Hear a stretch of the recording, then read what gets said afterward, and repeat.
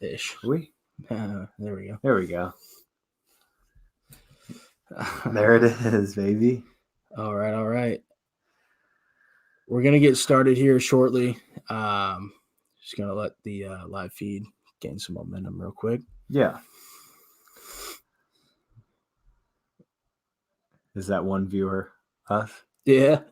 Perfect. All right, we're gonna pop the retweets.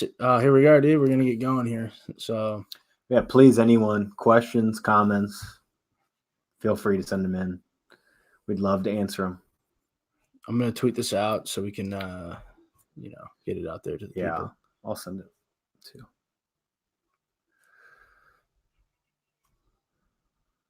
Oh, there's Yo-Yo Picks. A good evening, gentleman from Periscope. Good evening, Yo-Yo. There he is.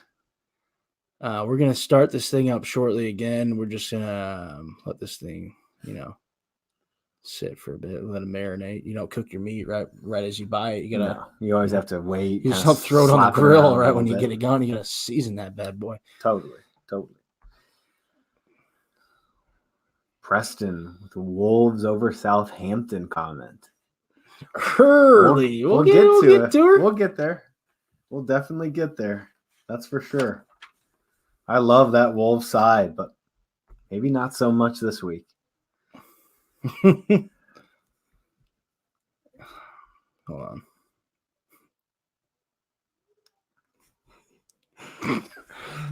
Yo. Before we get going, I heard you earlier today, and we'll touch on it on SBR, but you mentioned the 49ers this weekend. Definitely. Before we jump into the footy, what do you got on them? On the gridiron? Yeah. Yeah, no, I think that the Niners match up really well with the Packers. So 7.5, not so sure. I already did take a teaser. I took the most obvious teaser in the world. I took Chiefs and 49ers. I think it's destiny that they meet. They played each other before the season, practices in the preseason. So I think that those two are meeting together. It's like when we were on the Broncos in 7th grade, we met up with the Cowboys early in preseason, and then what happened in the championship game? We found them. Found them again. We did find them again. We lost. I know. On the last second. You were on the helm. I'm telling you, if they would have just pitched me the football, I would have housed it. You were like a Nick Bosa. I was, to be honest. I led the league in sacks. There was one week where there was a woman at left guard or left tackle, and it was a field day for me. Yeah. Yo-Yo's got a good comment here. Top 4 predictions. I was about to ask that today on SBR. It's a good one, man. Before we get into that, let's just go ahead and pop this thing off. So, welcome everybody to the Bloker Joker podcast, brought to you by Pub Sports Radio. We are live. My name is Cody Gelhausen at Squids Picks, and with me, as usual, is Matt Lawrence at 1991 Handicapper. Matt, I saw you on SBR today. Great job. How you doing? Yeah, it was a great show. It's always great to be with those good cappers. And yeah, match day 23. We're gonna rock on, man. This is what we do. This is what we love. So, yeah, you're right. And we had, we have some questions for each other, but the live chat's already popping. We've been live for just a few minutes, so let's go ahead and jump over to a yo_picks on Periscope and on Twitter. I'm sure you can follow. Shout out to Slippery Noodle. Is he at the Slippery Noodle? No. I know he's not. We'll get to the Slippery Noodle later. I know all about the Slippery Noodle. I'll tell you a little about the Slippery Noodle later, speaking of the gridiron. But first, let's go ahead and jump on the top 4 predictions. That's a good one. I'm going to pull it up here. Yeah, let's go ahead and take a look at the table and just gander at it. I mean, when you get down to it, there's 2 of the positions are locked in, almost 3 when you look at Leicester. You're going to have Liverpool. You're going to have Manchester City. They will not falter. But will it be Leicester City and Chelsea? Or will United, who are only just a few points down, 5 points behind Chelsea, sneak in? You have Sheffield, also just 7 points back. And then you have the rest, the best of the rest, I should say. Wolves, Tottenham, Palace, Arsenal. Yeah. I've got to say, I'll start it off. I think I'm going to be pretty square here. And I think I'm going to stick with this 4 that is up right now. Chelsea a 5-point lead on Manchester United. Seems like a lot to, going into a fixture at Anfield. Looks like they're going to drop points. Chelsea have a tricky road fixture at Newcastle, but I think that they can strengthen that lead over United. It looks like those 4 might hold. Those 4 will hold, in my opinion. I mean, you can't tell me after Chelsea, the drop-off is massive, in my opinion. United can't play away from home. They struggle against opposition that are lower league in the table.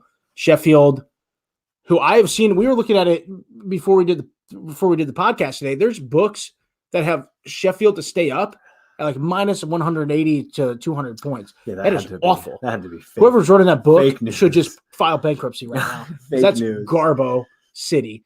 But you look at the big dogs, Tottenham and Arsenal, they're so far back. The season's almost a wash for them. They're pretty much focusing on the Europa and the Champions League spots. Yeah. I mean. So yeah. I think you're looking at the top 4 right now. You're just staring them right down. I think so. It's a matter of, will Leicester City be above of Manchester City, or will they not at this point? Yeah, I don't see it. I thought that Tottenham were a good shout when Mourinho took over, but man, oh man, it doesn't feel like it now. No, it doesn't. Not at all. Not at all. Bob Steffen, my brother. Good to see you. Thoughts on Arsenal the remainder of this year? Wife wants to know if I'm wasting our money gambling. First of all, I'm going to go ahead and cover this one about your wife. So I'm going to give you a little anecdote. Okay. So me and my wife on Friday night, we went and watched Uncut Gems. If you haven't seen Uncut Gems, it's about gambling. It's about a guy who can't control it. He's laying bet after bet. He wins money. He throws it in. Yeah. When the movie ended, my wife literally turns to me and goes, I hated that movie. And I said, I loved it. It's about gambling. I was all about it. She goes, you're just like him. I said, come on, man. No, come on. Like, that's the shit I'm facing. So to your wife, I want to say, are you wasting money? You're only wasting money if you don't have good bankroll management. And that's what I said. I told her, I'm not out here chasing bets. It's all about managing what you have. Don't go chasing, and just know what you can spend, know what you can bet, and just profit. You know what I'm talking about? Definitely. And I can speak to that too with a yo-yo picks as well. This week we had a bet on the Pacers. They were playing Philly and they were down 9 at halftime. And yo-yo pick said, are we going to go chasing at halftime? And I said, this isn't chasing. This is just a double down. It's just like in poker. It's taking a double down. Pacers ended up winning that game and covering the spread. I saw it midway through and I was worried about it. I wasn't. See, that's the thing is I wasn't. I thought the Pacers match up so well with the 76ers. So, but yeah, I think that it's all about bankroll management, Bobby Steffen. It's just you don't want to ever gamble more than you can. And so, $25, $50, $100, whatever your bankroll is able to bet. That's kind of what it's all about. Arsenal, I wouldn't bet them every week. That's for sure. You got to pick your spots. Wife wants to know if I'm wasting our money. That's just classic. But if anybody's going to speak on Arsenal, I might as well take the reins.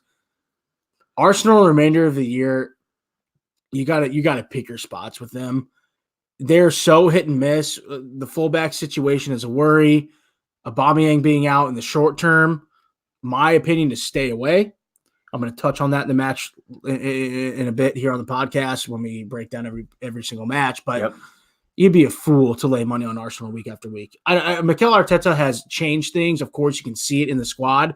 But the players, as Matt has said all year, are not good enough. It's there. The midfield isn't good enough. That's why we're looking for midfielders.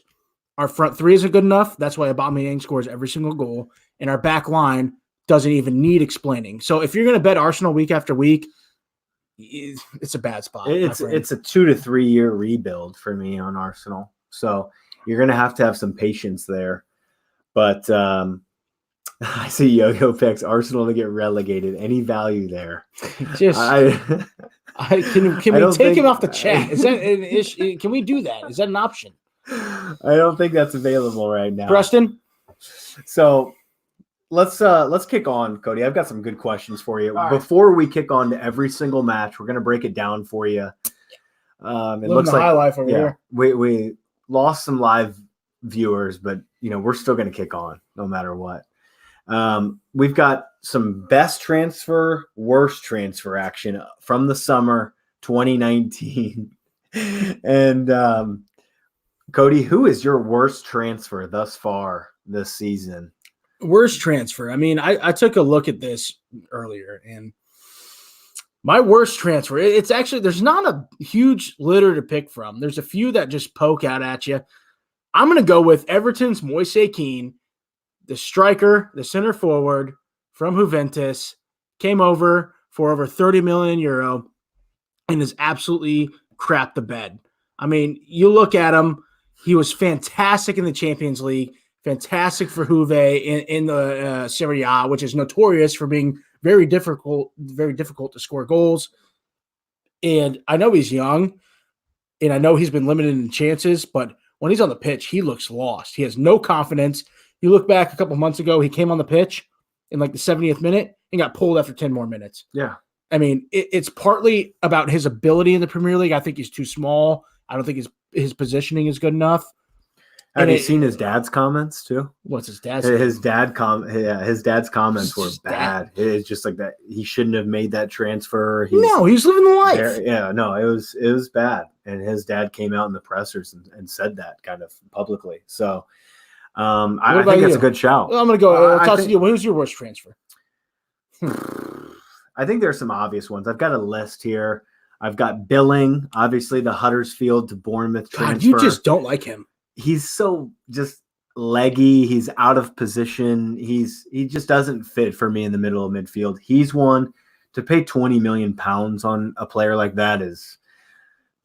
He looks like a giraffe. You could spend 20 million euros and buy a couple giraffes and be happier than that purchase. If you go and watch Bournemouth matches, you'll see this one guy that's just really leggy, and that's Billing. And he doesn't have a right foot. How can you play in the middle of the park with just one? I think Keane was on my list. Iwobi, obviously, he has not got it going for the Blues this year. That's money for us. 40 million pounds. I agree with a guy who's got picks, like two-headed goals. 1,000,000%. Pepe right now. We'll talk about him for a second. His chance conversion rate. Pepe right now is averaging, he needs 12 shots on goal for just one actual conversion. And so he's definitely up there. He's the highest price tag of this list. I've been ripping on him week to week here on the Bloger Joker podcast. And I think I've just kind of, overrun that one. Well, so, you got to let me counter for Pepe. You got to give me my soapbox moment for like 2 minutes. That's fine. Give me 1 second before you get to the soapbox. Go for it. My worst transfer, Catrone, AC Milan to Wolves. And guess what, folks? He's already been loaned back out to Fiorentina. Man, that's tough. They've already taken a 10 million pound loss on that transfer.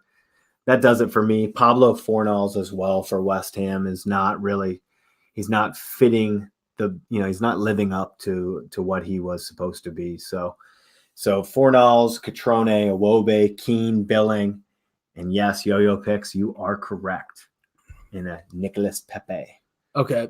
So I'm going to go ahead and touch on Pepe here. So Nicolas Pepe, he was brought in. Obviously, he didn't do very well at the beginning. He played a lot of matches. Previously, he played, obviously last year for Lille, a lot of matches. In the summer, he played in Africa for Ivory Coast. And he came here out of fitness, and he struggled. But if you look over the past quarter of the Premier League season, his goal and assist ratio has been out of this world. I don't have the numbers here, but it's skewed in my opinion. And if you look at players in the Premiership, a lot of times they take time to adjust if they're attacking and forward players. The reason I don't agree with that is his skill is there. His skill is obviously there. It's definitely you can see it. Like his shot on goal last week when it was versus Palace. Yeah. He hit the post in the 89th minute on a beautiful left peg. So I'm not worried about him. Give me another year. But I am with you 100%. Patrick Catrone, holy dog meat. What a horrible decision to purchase him. When he got purchased, I thought it was a great decision. I'm the first one to sink on that Titanic. Yeah. Because he's getting loaned back to Italy. He misses spaghetti. He misses chicken parm. He's back there now, and he can just stay because he has no point in the position in the Premier League. No. Iwobi, $40 million for Arsenal, just stuffed in their pocket. It's safe to say that Catrone did not like life in England, like many have found over the years. Best transfer. Best transfer. Let's go so quickly. Far. Quickly. Mine, Aaron Moy for Brighton. He's the one that's keeping them afloat right now in this league. I think that Brighton have enough to stay up, and the Australian is this key midfielder that they need that is kind of stringing the passes. They got him on a low transfer fee, not too expensive. I think it would be Moy for me. Good shout. Good shout. Moy can play centrally or out wide.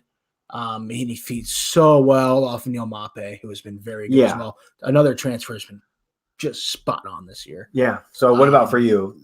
For me, I know you're yeah, we're going through this, and for me, it's Son Jungkook for Leicester. I mean, you look at this defender; he's 23 years old, came over from Freiburg in Germany, a team that sits mid to bottom table. This year, they're actually doing pretty well, but he came in and he's so good on the ball. He's so physically dominant and so rapid as well. He's got everything you want in a Premier League defender. He's like I'm not comparing him. Don't jump on me on this. He is like a Virgil van Dijk light. He is just physically ready for this league. Physically ready, but he's just so good at passing the football. Cool. And he has anchored that defense with Johnny Evans. If you can make Johnny Evans look like a class defender, you're doing something right. I'm right there with you. His cover is brilliant. No, yeah. Cody stole that one from me. But Soyuncu is definitely the best transfer thus far. I'm already seeing rumors of City, Pep Guardiola want him. They need a center back, and they're willing to pay quadruple the price that Leicester paid. And if you think there's a better transfer in the league or a worse transfer than we think, throw it in the chat. And we'll go ahead and debate it. Bobby Steffen right now. I mean, we'll just keep taking some questions right now before we dive in. Toughest team to cap this year. Who are you losing the most betting on week in and week out?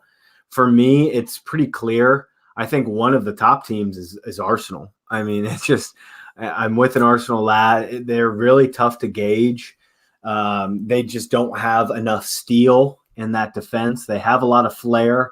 I like the new management move, but they've been tough to cap this year. I haven't got on them all the time, but there's been some spots where I backed them. I backed them last weekend on the road to Crystal Palace, and it wasn't good enough. It didn't get the job done with that red card. I think it would have without Aubameyang just stamping all over. He was. We're gonna get to that. But who else? Who else? I mean, I'm with you. I'm gonna tell you that Arsenal all day. They burned me too. But I've been burned in some spots with Everton for their consistency, and also West Ham, which are two teams that are going to play each other. And I'm actually going to touch on that. But there's been a few teams that have, and I like to take totals, and I'm looking at it from that aspect. They have burned me very hard. Everton have been brutal to really figure out, in my opinion. I think that Bournemouth have been a side too this year that have really underperformed. Correct. I was high on them at least to be able to finish mid-table. I love Eddie Howe, their manager there, but they've bought overpriced commodities now year in and year out, and that's going to catch up with you. Jordan Ibe, when you pay over £20 million for Jordan Ibe, Liverpool you got a real recruiting problem. You guys have Liverpool stuck their hands into Bournemouth's pockets and just ripped out everything they had. It's true. To pay over $20 million for Solanke, and I know that Yo-Yo Picks knows all about Solanke. He just hasn't done. He hasn't even has he scored a goal for? Who is injury troubles as well? Yeah, I was just laughing. No, I would say that Bournemouth, Arsenal, Spurs have been money suckers too. They're always priced way too high.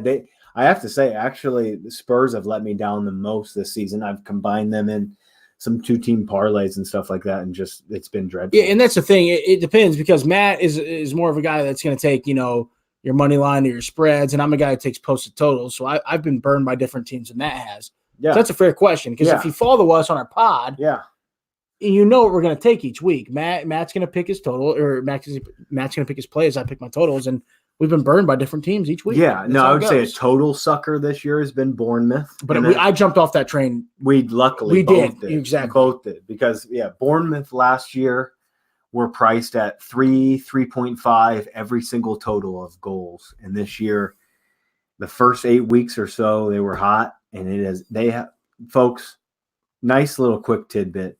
Bournemouth have scored 9 goals thus far from open play.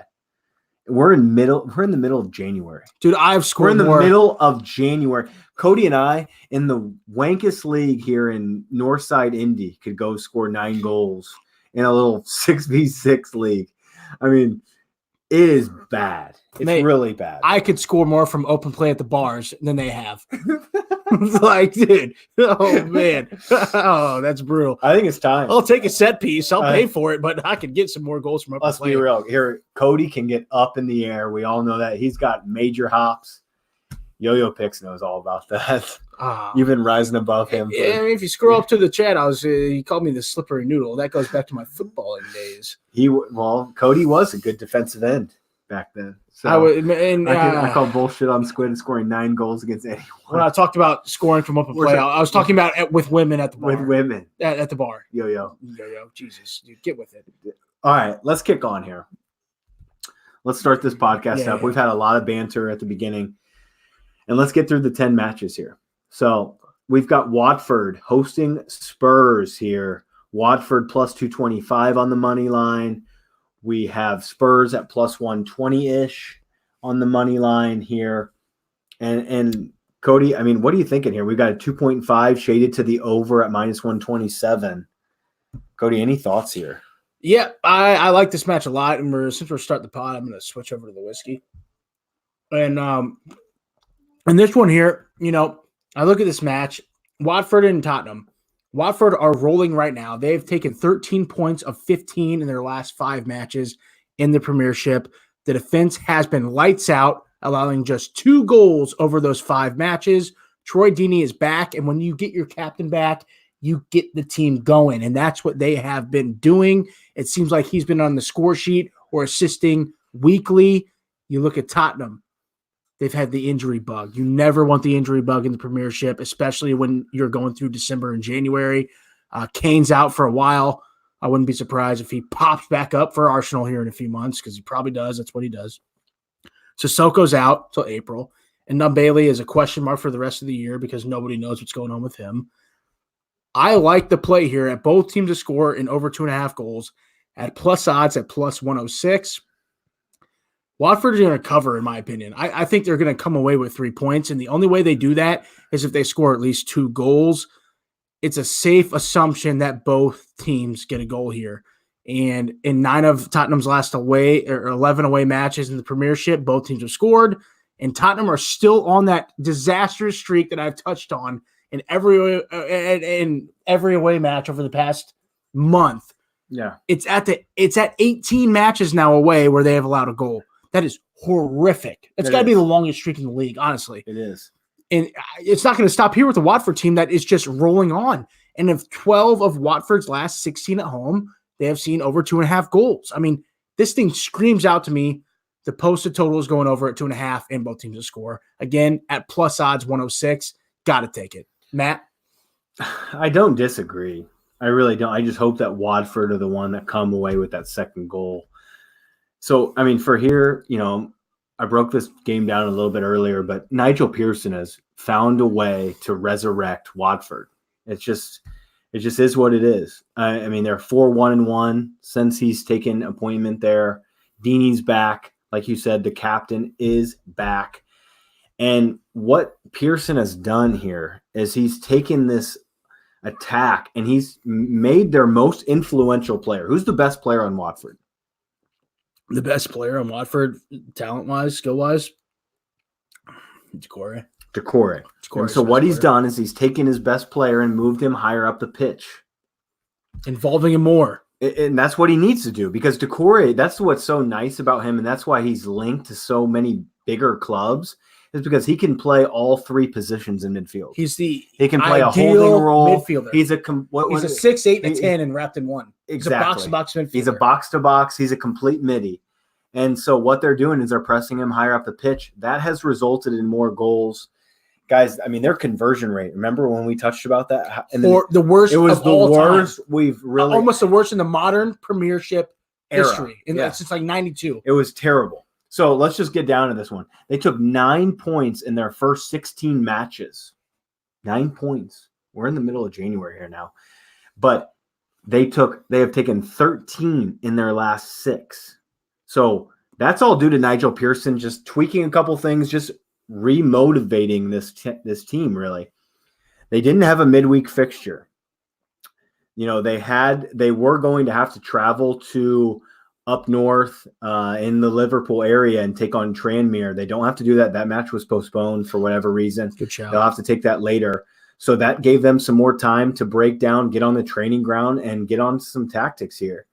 And I love Ismail Sarr, the Senegalese lad. He needs time. He does so need time. good on the ball. He's rapid as he needs time. Him and Mane form a dynamic duo for Senegal. Listen, he was coveted, man. Oh, he's huge. He's a big time player. And the thing in this match that I touched on earlier is that Mourinho has not been able to figure out his defense. He switches from a back 3 to a back 4, back to a back 3. Center half, the fullback position. What are you going to do here? I mean, he doesn't know what he wants, and it's fair play for him too. I wouldn't know what I want with that squad either. Their fullbacks aren't good enough. Center backs are, hit and miss.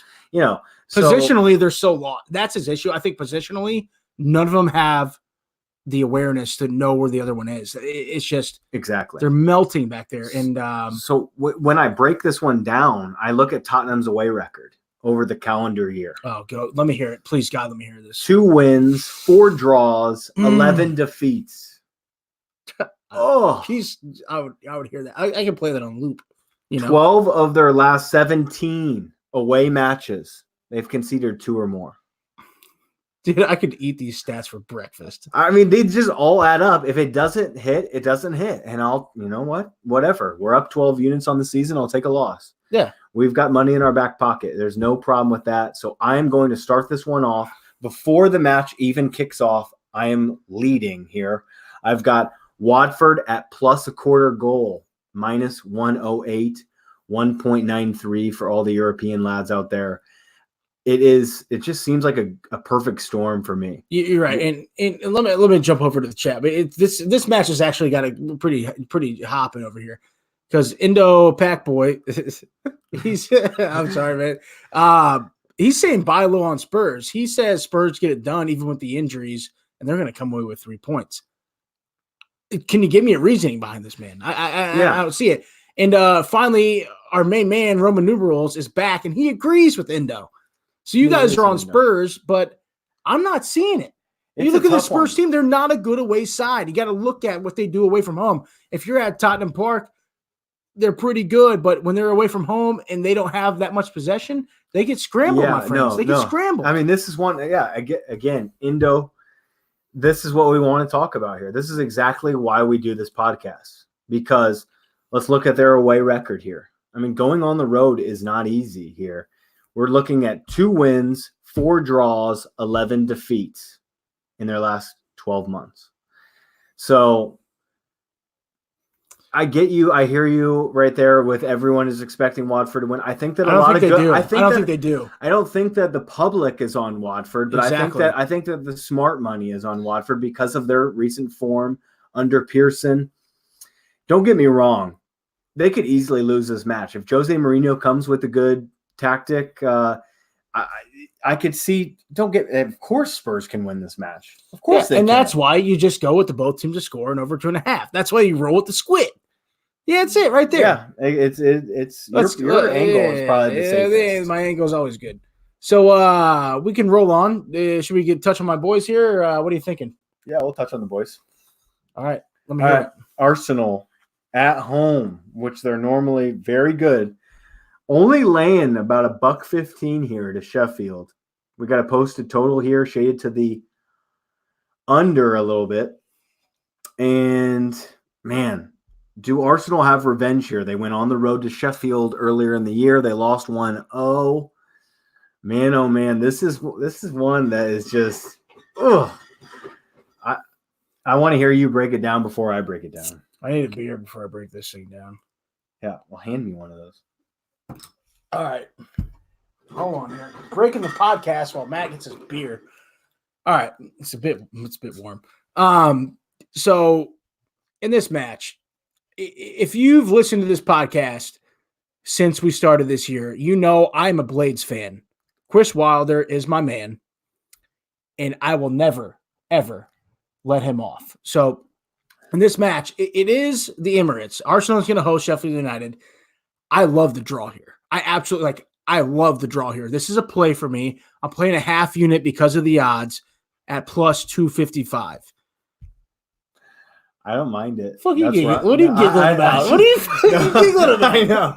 This is like one of our first live videos. It's just funny to see like comments and stuff. I'm loving it. I'm gonna lay it on you right now. The reason I like this a lot, Arsenal under Arteta have seen positive play. Nobody can disagree with that. We're moving the ball more around the pitch. There's more going on offensively. But the thing is, we rely so heavily on Pierre-Emerick Aubameyang. Without him, it is so underestimated of how poor we're going to be at scoring the ball. He scores almost all of our goals. Lacazette hasn't scored in 6 matches straight. He hasn't scored a goal, and he's playing centrally. Aubameyang has been on the left wing, and he scored all of them. So it really troubles me here. Arsenal have drawn 10 of their last 18. I can see Arsenal holding most of the possession, wasting it with a Lacazette, which will drop the XG on me when we get to it because I know you have it. I've got it all. I know you do. It just follow the trends, my friends. It's like the numbers don't lie. I see it as a 1-1 or a 0-0 even for Arsenal Sheffield, and you're going to question the 0-0, all of you out there, or the 1 goal even. I'm not. Arteta has bundled this group up in the back. They just don't allow goals anymore. That is his focus. He is focused in on his best offense is drawing in his defense where you don't allow goals. He's going for sneaky wins. He's trying to pull points to stay up in the table. Sheffield comes in as an away team who only looks to pull a point away every single time. They have grabbed a point in 7 of their last 12 away matches, and they have not lost in 23 of their last 26 away. They're not going to win here, folks. They're not going to win. They're going to get their point. So is Arsenal. We'll move on. We'll all be happy. We'll put our blades up. We'll put our gunners up. We're just going to go ahead and break peace and break bread. That's it. That's what's so disappointing is to hear that you would take a point at home against Sheffield. I'm not the freaking manager. That's so disappointing. That's what's going to happen. It might. Who's going to play left back? Who's going to what are we going to do? No, I agree. It's a team that's 6 in the table. I agree. I agree. They're a better side, arguably. They really are. And man, when I hear you break that down, it's disappointing, isn't it? It is disappointing. It really is, because I'm telling you, if you looked at this match at the beginning of the season, this looks like one that you'd put your mortgage on. It just does. It looks like Arsenal minus 115 against Sheffield. What would you have done in week 1, Cody? I would have slapped that. You would have slapped that. I'd be divorced and living in my Honda. Oh, yeah. No, Leilani would be with you. So, but in this one here, man, oh, man. This is one of these matches, without Aubameyang for me, that's a big deal. It's crushing. It is. And you're going to really get what you always get out of Chris Wilder's side. Organized. It's as organized and tactically astute as what you're ever going to see. And I think that this match at halftime, I would not be shocked for 0. There's nils. Exactly. It looks like a draw at halftime. That's a good shout. And you're going to get a plus price back on that one. Do you like the draw at half? I really don't. Do you know what that's at? Half. No, I don't. I'll go and look it up. I love the draw at halftime. And the thing is I'm looking this up. The thing is with Arsenal, I mean, the thing that worries me so much is obviously Aubameyang, but we're starting Saka at fullback because Kolasinac and Tierney are obviously out. And we have a central defensive midfielder in Maitland-Niles. Well, obviously, he's been starting there all year, the past 2 years. We have 2 players at fullback who are not traditional fullbacks. Those aren't the kind of guys you want playing in this match too, versus like a very organized, like experienced team. Like this team gets it. They get it on all levels. They've done it from the championship, and they're doing it right now. So let's pull it up here. Well, if I can find it, that'd be freaking fantastic. So it's over that way. Is it? Because I can't go any further. Yeah, you can. Is it first match, yeah? I'm telling you, mate. Where is the Dude, they're match? just like, oh, I'm already on it. That's Yeah. why. All right. All right. First half draw is at a plus 116. Plus 116. And that one looks That's fine and lovely. dandy, but Arsenal are a pretty good goal scoring team in the first half. It was under Arteta. Yes and no, yes and no. Traditionally, no. All year they've been bad, but Arteta has been getting them up for the first half goal. Yeah. But, so, I mean, in this one, it's not a play for me. It almost was a play. I like the under 2.5 goals here. Sheffield have been under monsters this year. I mean, minus 114. It's not bad. It's not bad. I also like Sheffield plus a half in this game. I think that they can get a draw. So what the hell are you playing here? I'm not playing anything. Okay. I'm not playing anything. Fair play. But I really like the under. I wanted to play it, but I'm not going. Well, if I have to hear the word Arsenal one more time this week, I'm going to throw up. So let's move on. But no, we did actually want to get into the XG here real quick. The Laka XG. We'll get into okay. So Lacazette, the striker for Arsenal. You already said Pepe. 7 shots to score 1 goal. That is not what you want in a top Premier League side. Nicolas Pepe, the 80 million pound signing, maybe the 80 million pound flop. 12 shots to score his 1 goal. That is not what you're looking for in a return of 80 million pounds. And the lad is upset. So you need to hop off Pepe's. You just got, I know. Yeah, whatever. You have the right. Because if you signed Pepe, I'd be all over you. I'd be all over you. I have the right. And Lacazette is worse than that 7-shot thing. He's worse. He's been crap city, man. Aubameyang's the only one that has a normal to above average conversion rate for this Arsenal team, and he is out. And he's out for a couple matches here after a red card. So, nah. Hey. All right. What are we doing here? We're saying goodbye to Aubameyang for a couple matches. All right. So we'll move on here. Let's go to a big fixture here. This one to me really screams out. This is a great fixture. We got Southampton and Ralph Hasenhüttl's side hosting Wolves here, who are a team, probably my second favorite team in this league under Nuno Santos. We've got a draw no bet here. Southampton are hovering around minus 130 to minus 140. Wolves plus 100 at a draw no bet. I gotta say, man, Ralph Hasenhüttl is everything that we ever cooked him up to be. He's the bee's knees. Man. He's everything that I ever talked about, even in August. He's as right as it gets, mate. He comes from the Bundesliga. He is the Jurgen Klopp Jr., and I'm going to stand by it. And I just love the way he plays. So what he does is it's a high press 4-2-2. That's what he kind of plays. Old school footy, eh? Old school footy. 4-2-2-2. So with that side, I mean, let's get real here. Before the November break, before the November little winter break kind of ish, they had 8 points from their first 12. Yeah. Okay. Since then, they've taken 20 they're points. in the drop. They're in the drop. They were in the drop. They've taken 20 points now from 10 matches.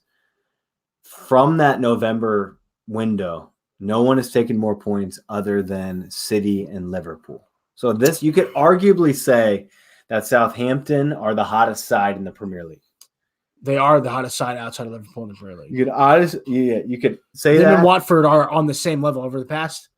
I'm going to start to cut you off. Over the past 5 matches, they've both taken 12 of 15, which goes back to Watford play, but we're done with that. But I'm just saying they are the hottest team in the Premiership because of the talent they've played against. Exactly. Continue. So they look great. Last week, they got the W at home at St. Mary's against Leicester.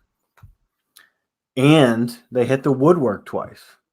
They hit the post twice and still waxed that Leicester booty.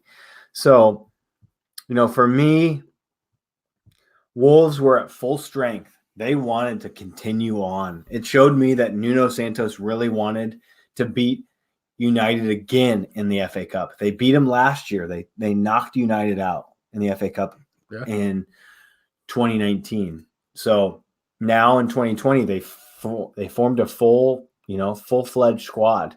They didn't get the job done. They've played 90 minutes. It is what it is. But I think that this Wolves side has been so poor opening up games. They start slower than just about anybody in this league. I talked about it today for SBR. They've failed to score in 15 straight, failed to score in 15 first halves, just in general. They've trailed at halftime this season already 12 times. I mean, that is porous. Crap City. And this game, it really breaks down to me. It's that Traore effect. Nobody dribbles in this Premier League more. I do love Traore. It's like Adrian Peterson going down the right wing. It really is. It really is. Let's get facts straight here. He was in the Barcelona academy, and he had NFL teams asking him to come over there when he was at the Barcelona. The Niners on him, dude? I don't know. Probably not.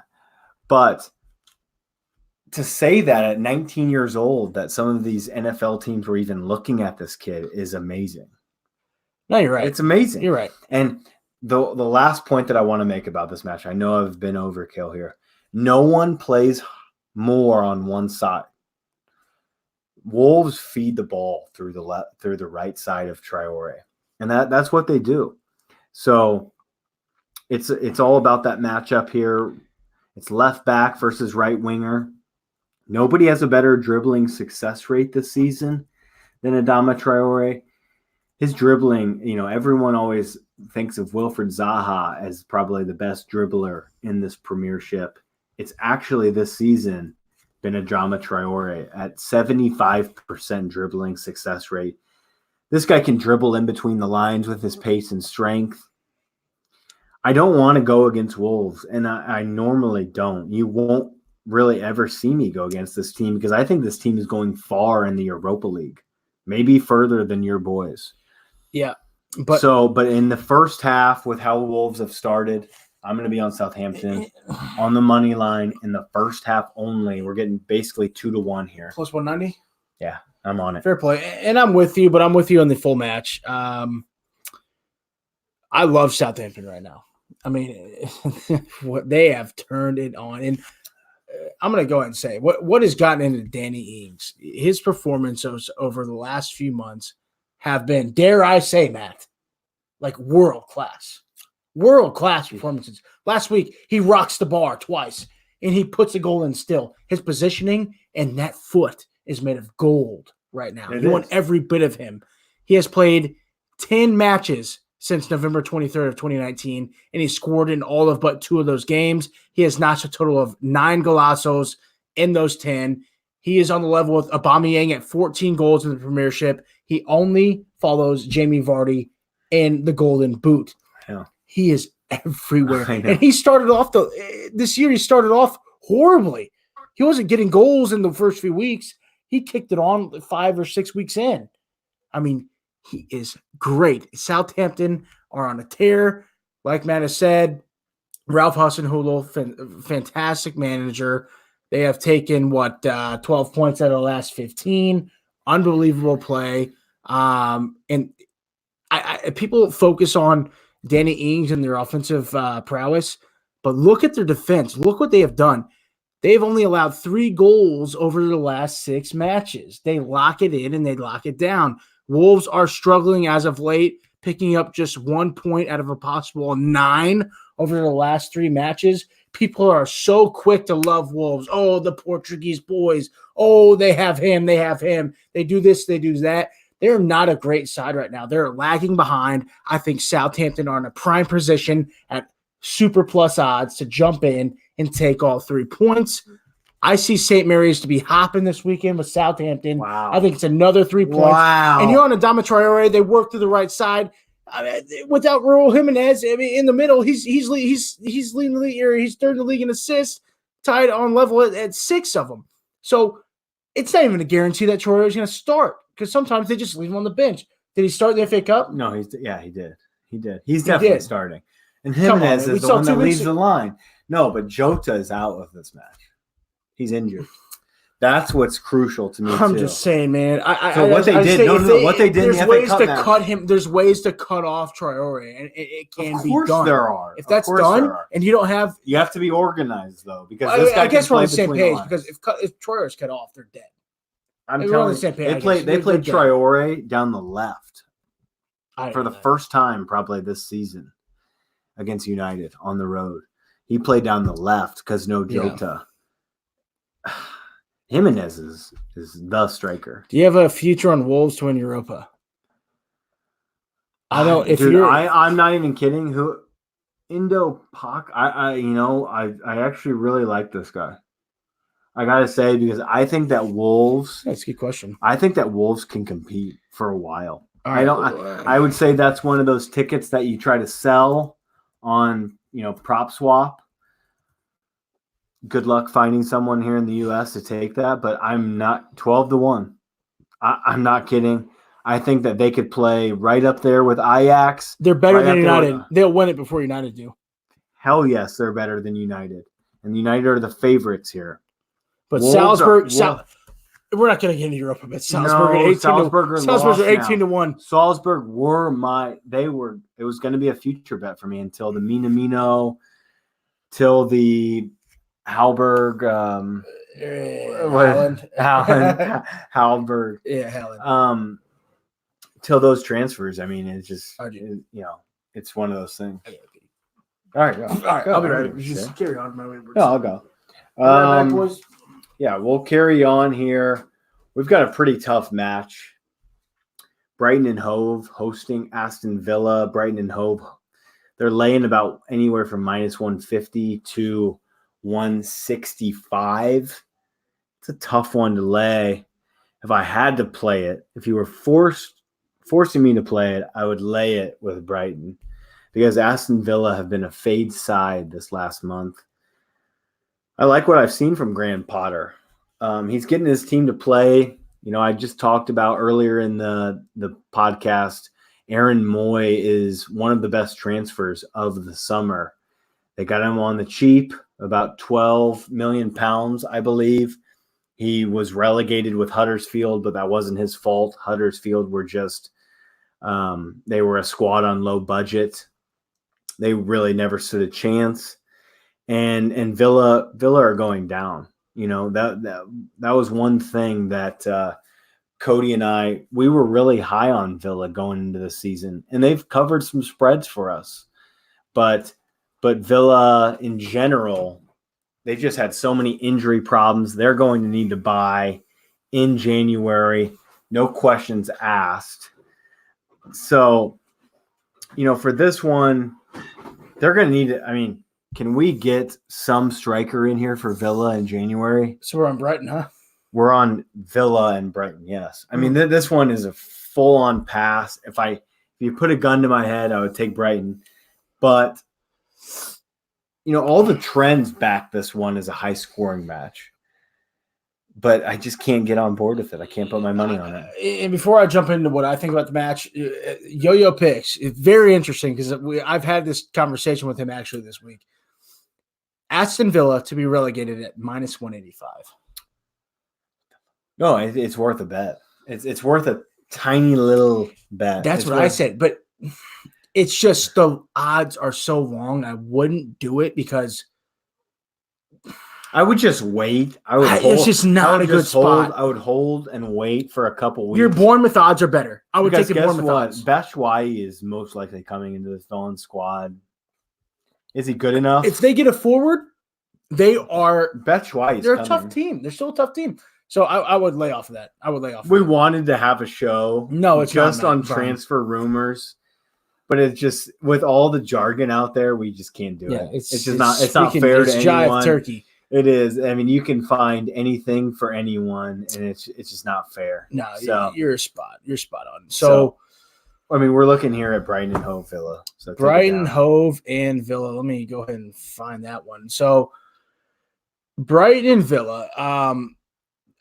It's a strong lean for me actually in this one. I found this on Betway and Bet365. Both teams to score at -142. Long odds for me. I typically don't play these kind of odds, but Villa are in so much trouble. I mean, like Yo-Yo Pick said, I see him dropping. I really do. Their injuries are just so severe. It's too hard to recover at this point, in my opinion, because their injuries are not, naggles. It's Johnny McGinn breaking it. Season. Yeah, Johnny McGinn breaking his ankle. Goalkeeper Heaton breaking his Wesley. They paid over £30 million for Wesley. He's out for the year. And this is where I get at him. You look at the villains, they have nobody left, as Matt said when I was gone. I know he did.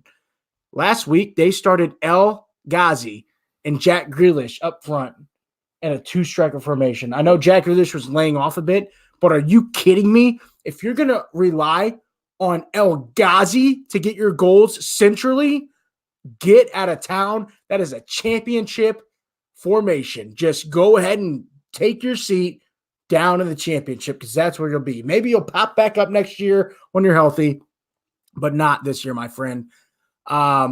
Brighton, very good squad. They're well organized. I like what they do each week. Aaron Moy. You have Neil Mape, who I love. I've been all over him all year. And we got on this Villa. If they can't get Wilfred Brony, I'm sorry. This is my shout out. I'm sorry. Not about to shout out Wilfred Brony. I was going to shout out Wilfred. Okay. That was if they can't get Batshuayi, somebody ring up Wilfred Brony and get his agent on the line. Oh my just get him in. God. I mean, talk about a lower league dude, big head, just like Wesley. Put him in the side, man. Oh my God, that's funny. Maybe he caught malaria in 2015, which is why he fell off the map. But he's looking for a club, so he's going to. If you're listening to this podcast right now, we're gonna hop off the Wilfred Boney section here. Oh wow, we're getting some comments here. Mbappe to Anfield 2020. We're gonna go ahead and just not. No, but no, real quick on the hardwood. I've got to play tonight. It's if you're listening, I mean, you might as well throw a couple quid on it. Go for the grass to the hardwood. Yeah, fire it off. Dude. Might as well. Oregon State plus 3.5. I mean, there's no reason not to take it. So, but we're getting some great comments here. There's been a lot of good banter here tonight. Brighton to win over 1.5 goals. I agree with that. Indo, I gotta say, man, you've been balling today. Indo. All right. He's really balling. He's been money, but let's just go into the next match here. Okay. What you got? We're looking at City Palace. Enjoy it. Dude, be a little more enthused. Jesus. Enjoy it. Let's breeze. All right, City Palace. Do we want to City Palace? I'm not betting it. If there's no value on City, if I had to play anything, both teams to score, just because City seem to have that moment of error late in games when they're already in cruise control. It's 3-0, it's 4-0. They're in cruise control, but I really did like Martin Green's shout today on the podcast at Crystal Palace plus 3 goals on the handicap. It was minus 150, but it's hard to see this Palace side under Roy Hodgson. They're so organized. They know what to do. They're going to play so far back against City. They're going to play on the counter. Yeah. It's going to be Zaha City. Yeah. I mean, seriously, what can you say about this? They're going to get romped. I don't think they lose by more than 3, I think the 3. What'd you get him at? Tell me again. I'm sorry. I'm not taking this play, but I minus 130. No, I think that's Palace plus 3 goals. Might be worth a look here. Nah, that's a good look. I mean, Roy Hodgson organizes his team. It's not a team that's going to go out there and get romped. The injuries for Palace pile up. My boy Aubameyang absolutely wrecked Max Meyer's ankle. I mean, he did him in. I know. I mean, you hate to see it, but that's what happened. Key defenders still out for Palace, which is why I think City are just going to go ahead and take full control of this match. They're going to score a lot of goals. I like the Eagles, though, man. I mean, they're so solid defensively. They're so organized. It doesn't matter who they have. They can put me and Matt back there at center half, and we know where to be.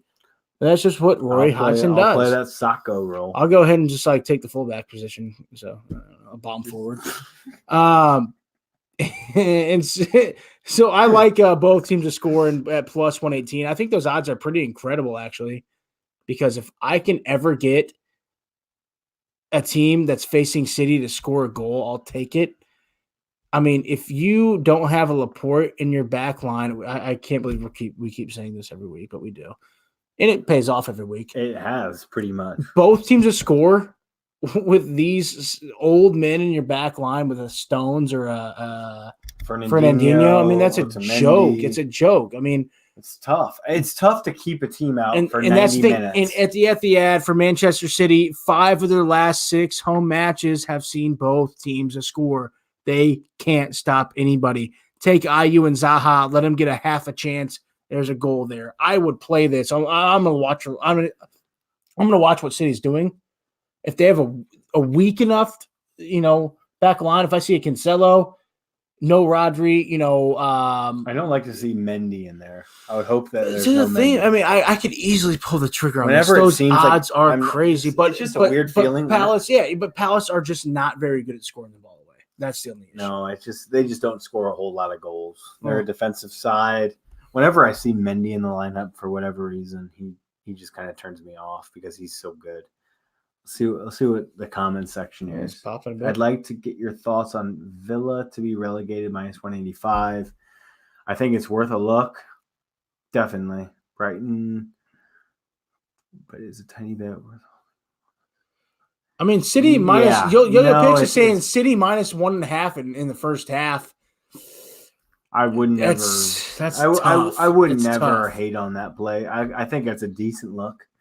I think you're better off taking both teams to score than Palace plus 3. I could see a 3-goal victory by. Yeah, no, it's a complete pass, Indo. I mean, that's the thing is both of us are not wagering on this game.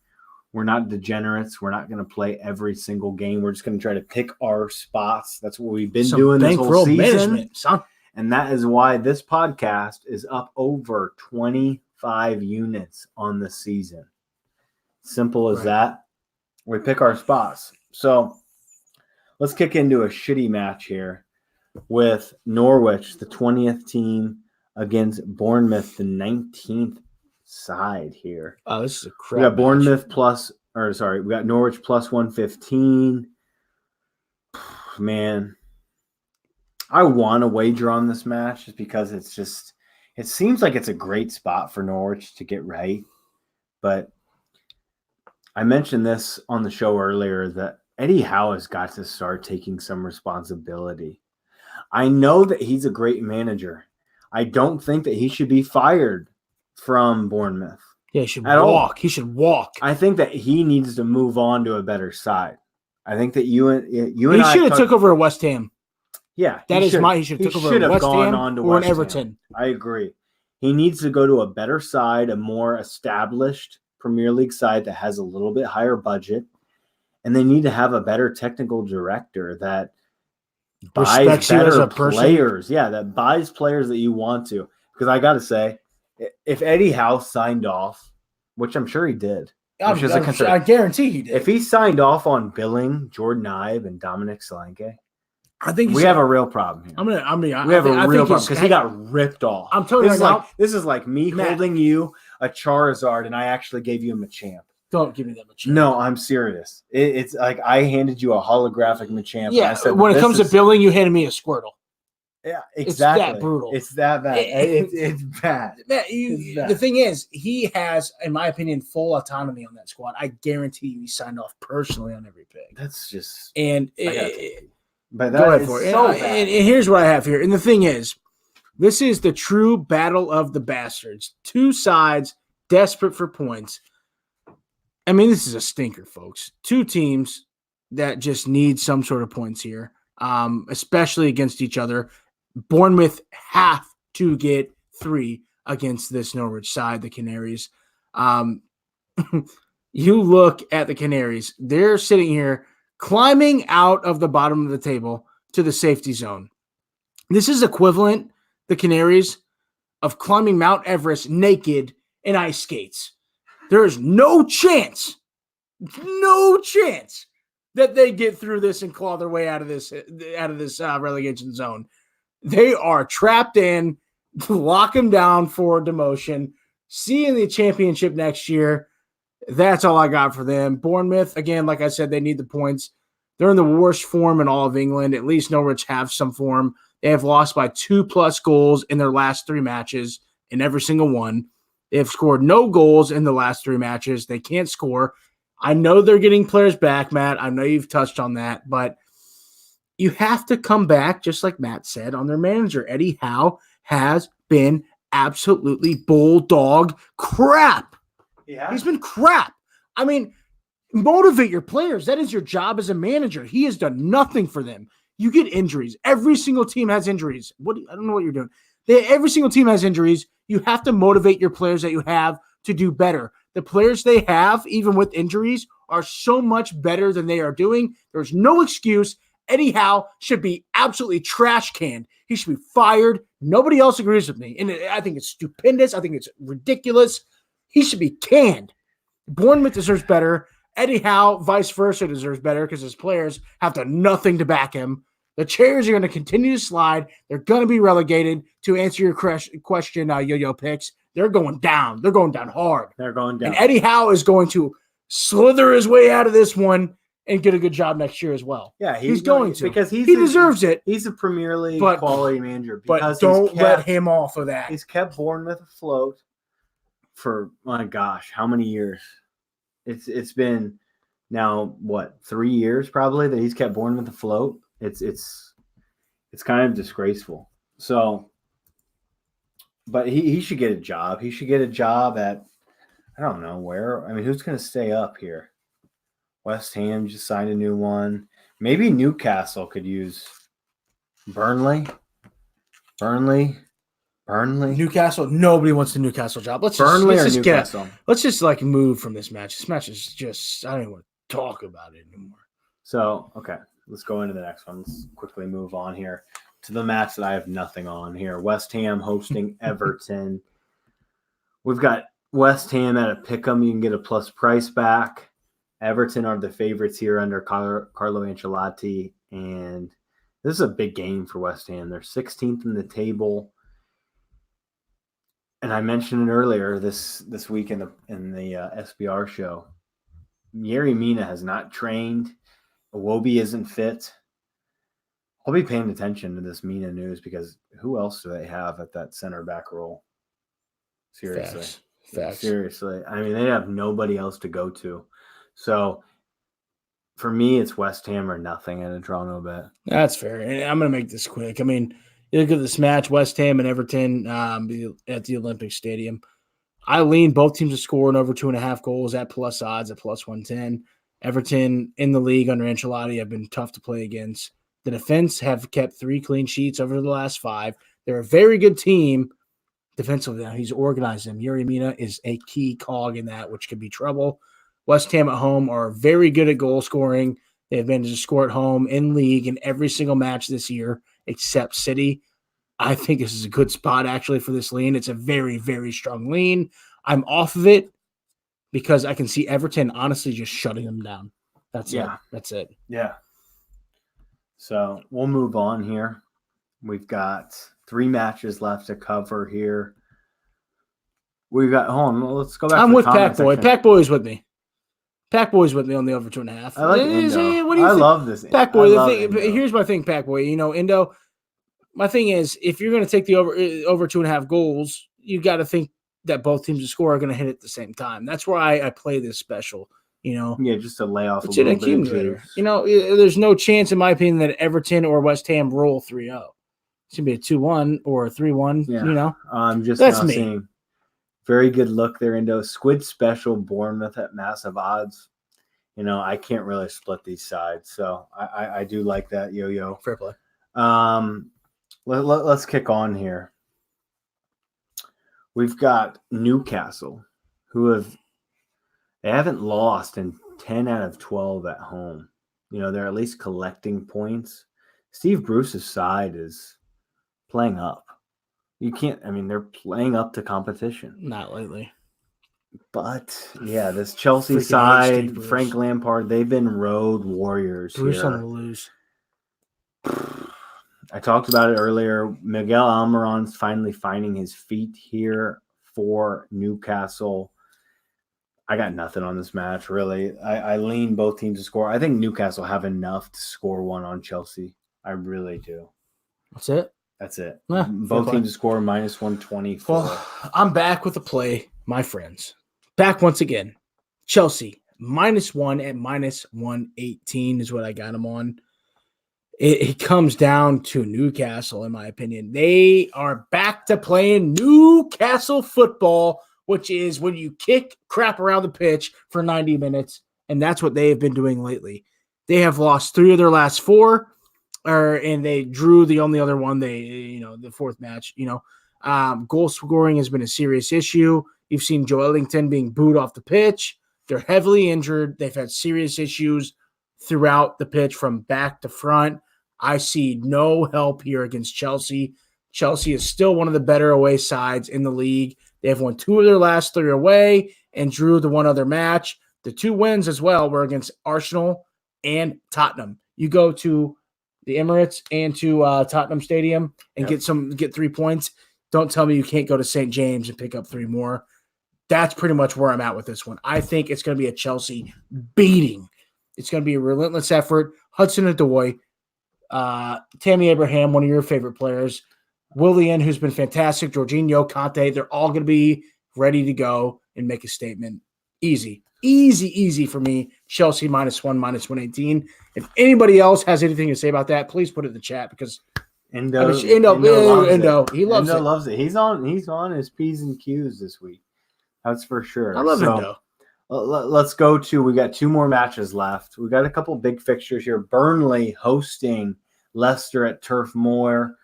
Leicester -110 to -120 anywhere, depending on where you're shopping. Leicester, to me, need to get up for this game. This is a huge match for them in terms of top 4. I think they need all 3. Knowing Didi is the one thing that scares me here because they haven't won without him yet because he just got injured. He's going to be injured. He's just he had a quick surgery. He's going to be out for all of January. He is so good. He could play for just about any of the top 6 sides. Madison Vardy should be too much for this Burnley squad who have continuously, you and I have talked about it all year. Burnley are not good enough at home. They're not good enough on the road. They just don't really do it all. And I think that they're going to find themselves in a relegation battle. Absolutely. They look clear cut. I picked them to drop at the top of the year too as well. Yeah. And Sean Dyche just hasn't really done enough for this side. So for me, it was a play. It's something I've already locked in. I locked in Leicester at -110, and then I played it. So yeah, they've been a great away side all season. Yeah, and you can't tell me that I got them at -114, and I thought it was shocking because of how bad Burnley have been. Turf Moor 2-3 years ago was a place you did not want to go. Definitely. And now you walk in there with your head held high with no worry in the world. You can get goals in that stadium. And I can't believe what Sean Dyche has done because he set that environment to be so sound and so structured, and they have lost the plot. They can't keep goals out of their stadium. And you take a Leicester side and Brendan Rodgers, who have been struggling over the past couple of weeks, he's looking to regroup and make a statement, and this is what he does. So Leicester money line -114 in my book. Like I said, Burnley have lost 4 of their last 5 at home. Not in the league, 4 or 5 at home at Turf Moor. That is incredible. They're going to see a top 3 side in the league come in, and it's going to be absolutely trouble, especially with the kind of players they have. They have slow defenders. If they turn the ball over in the wrong spot, Jamie Vardy, who will get a goal, is going to score on them, and he's going to be celebrating all the way to the corner flag like he does. And also, Burnley have been blanked in 3 of their last 4 in the league. It's just this points so much toward Leicester. There's no getting away from it. Leicester are a great away team. They've won 7 of the last 9 away from home. And after the Soton loss, they are focused on getting back on track. They have Manchester City in their sights, ready to get back in second place in the table. They have a point to prove. So does Brendan Rodgers. They're going to crush Burnley here today. Oh yeah, this would be probably Sunday. This would be probably, other than Liverpool winning the league, this would be one of the top stories of the season with Leicester. I think this Leicester team is almost on par with the Leicester team that won the league. It is. It's right up there. That season, just kind of everything came. Yeah, the other sides were weaker though. But yeah, everything just came together. So let's crack on here. Let's get to the main match. The one match that everyone really, really wants to know about. It's a derby here. It's at Anfield. Liverpool are hosting Manchester United. And the odds, they've kind of been gone now. Liverpool are now at minus 270 here to win this match. We got a posted total here of about 3. It's shaded to the under, and rightly so. This match is one that normally is tight. It's a great one. It's really, really it is a good one, Matt. This is a good one. And everybody in the chat, specifically Indo, what do you got on this one, man? Let it in the chat. We're gonna go ahead and crack on in the match. What do you got on this one? Yeah, Indo, give us a shout on this United Liverpool match. And tell me who you support, by the way, because I'm interested. Liverpool and under 4.5, possibly no Rashford. I agree with you. My only cause for issue is the price that you have to lay with that is, it's minus 150. So what are you on, man? He's a United fan. And I'm sorry here. I'm going to have to break it down. Indo, you said that you heard my talk earlier, so maybe you're not happy with me because I called United Liverpool's little brother. But Liverpool at Anfield, man. It's just they've seen so many top sides come here. Barcelona thrashed 4-1, right? Yeah, 4-0. and I think that this is their time they really prove their dominance. I mean, they're obviously already have proven it, but this is the time where they go head to head. This is the one team that has taken points from them in the league. This screams Liverpool to me. It screams a good route. I like your play, Indo, at Liverpool and under 4.5. Depending on what odds you get, basically. It's anywhere from minus 140 to 150. I'm going to rock with Liverpool at minus 1.5. I think that they get the job done here. It's plus 105. It is what it is. Yeah, this is just screaming Mimi of Liverpool all day long. Indo says he got it at minus 130. That's a great play then, Indo. Exactly. Indo, that's a fantastic sometimes play. you got to pick I like spots. this guy. Yeah, I like he's sharper. He's sharper than sharp most. as a tack, So I got in my play. I'm with you. Liverpool minus 1.5 goals. You got him at what? Plus 105. I got him at plus 108 today, actually. So it's moved a bit in my favor. Man United is horrible away from home. They're a horrible away side. They're blanked by Watford and blanked by Arsenal over the last 3 weeks. I mean, what are you going to do? I mean, Arsenal are horrible defensively. Watford are coming off scraping the bottom of the table, and you can't get a goal against them.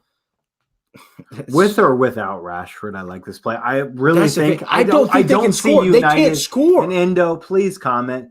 Do you really see United scoring? Who's going to fill in, Bill? What's his name? Ben Woodburn? What's his name? Woodcock? Woodburn. Yeah, Benny Woodburn. He's not going to get a goal. I mean, no. I want to know if he thinks that they're going to score because I really don't see it. It would have to be a Harry Maguire set piece.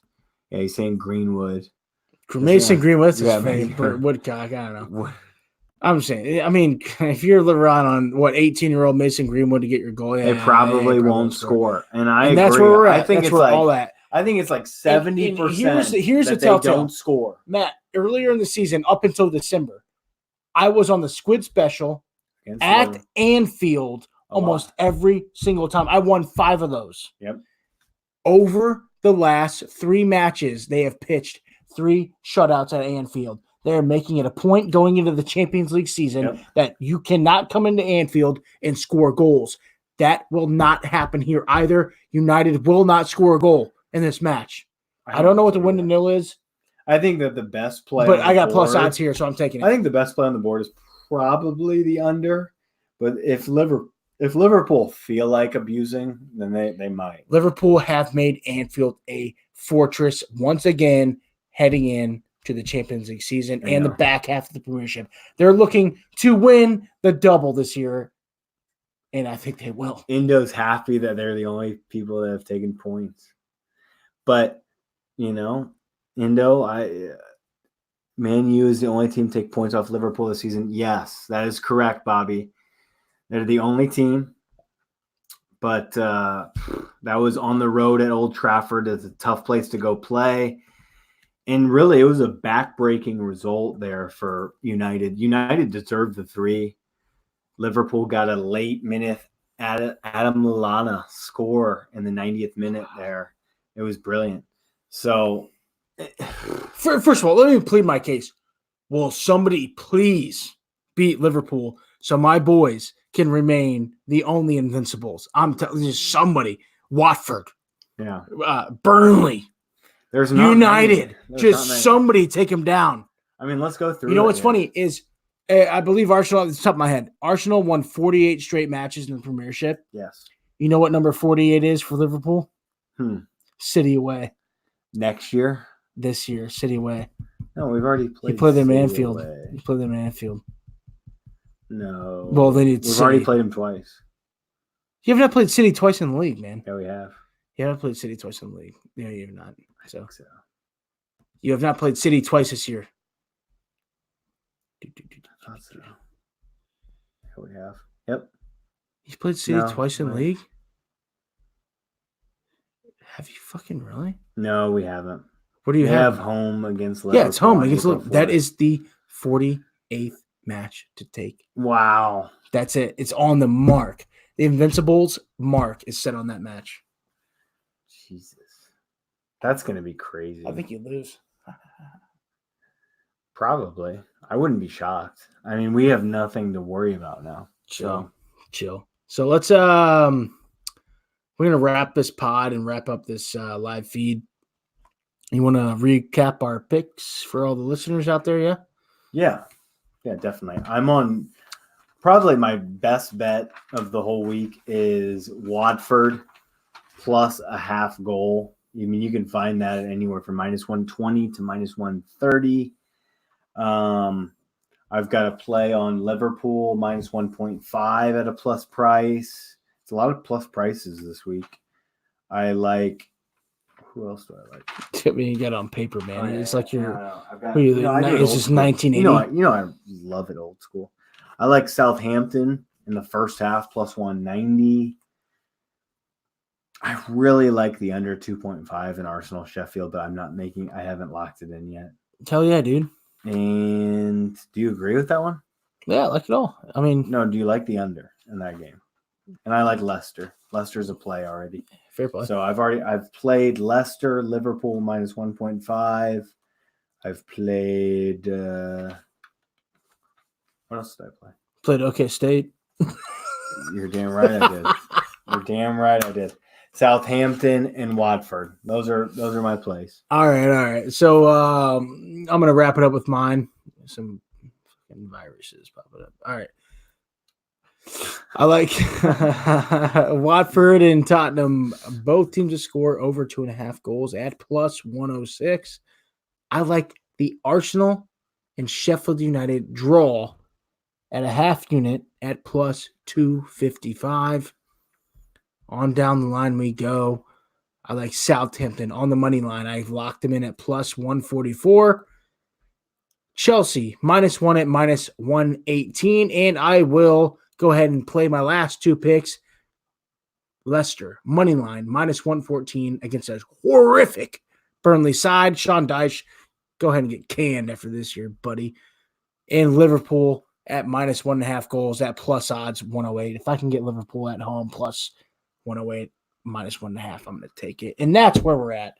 Matt, That's it. congrats on your beautiful podcast or your video today on SBR. Yeah, it was fun. And an even better take on the live stream. Yeah, we had a On good video, time. It was good to see podcast. some comments. Bob Steffen wife's asleep. Lock in the Arsenal bet. Who said that? You would love Bobby Steffen. He was he Dude, was in my he's fraternity, just, man. he must Great just guy. love the Arsenal because he's all over him. He's an Arsenal lad. He's a great dude, man. Great dude. But cheers to all the big people who commented all night on the live stream. We're going to be back next week. Come with your questions, whatever you have, we can handle. My name is Cody Gelhausen. Find me at Squids Picks, and next to me, as the usual, every single week we break it down. 1991 handicapper Matt Lawrence. Have a good night, everybody. Good night.